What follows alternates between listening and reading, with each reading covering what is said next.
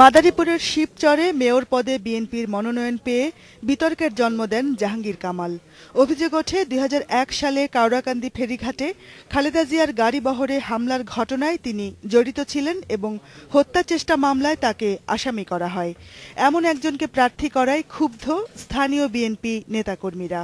জাহাঙ্গীর কামাল তাকে টাকার বিনিময়ে নমিনেশন দিয়েছে, আমরা এদেরকে ধিক্কার জানাই এবং আমরা মানি না। কেন্দ্রীয় কিছু অসাধু নেতৃবৃন্দ অনৈতিক অর্থের লেনদেনের মাধ্যমে শিবচর পৌরসভায় বিএনপির প্রার্থী হিসাবে জনাব জাহাঙ্গীর কামালের নাম মনোনয়ন দিয়েছেন। তবে আসামি জাহাঙ্গীর কামাল ও মনোনীত প্রার্থী এক ব্যক্তি নয় বলে দাবি করলেও নিজের সেই অবস্থান থেকে সরে গেছেন মামলার বাদী। ঘটনা ঘটতে রাত্রে আমরা কেউ দেখিনি, তখন আমরা আনুমানিক এটা কেস সাজাইয়ে কেস করছি।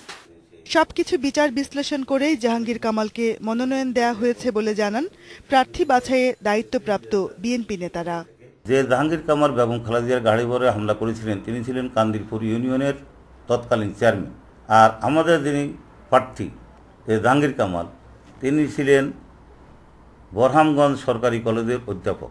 এক কথা, খালেদা জিয়ার গাড়িবহরে হামলাকারী জাহাঙ্গীর আর এই জাহাঙ্গীর একই ব্যক্তি নয়, দুইজন ভিন্ন ব্যক্তি। যাকে নিয়ে এত বিতর্ক সেই জাহাঙ্গীর কামাল শনিবার ঢাকা ঘুরে গেছেন। এলাকার লোকজন বলছেন তিনি লাপাতা, ঢাকার কেন্দ্রীয় নেতারা বলছেন তারা কিছুই জানেন না। Jahanara Parvin, independent news, Dhaka.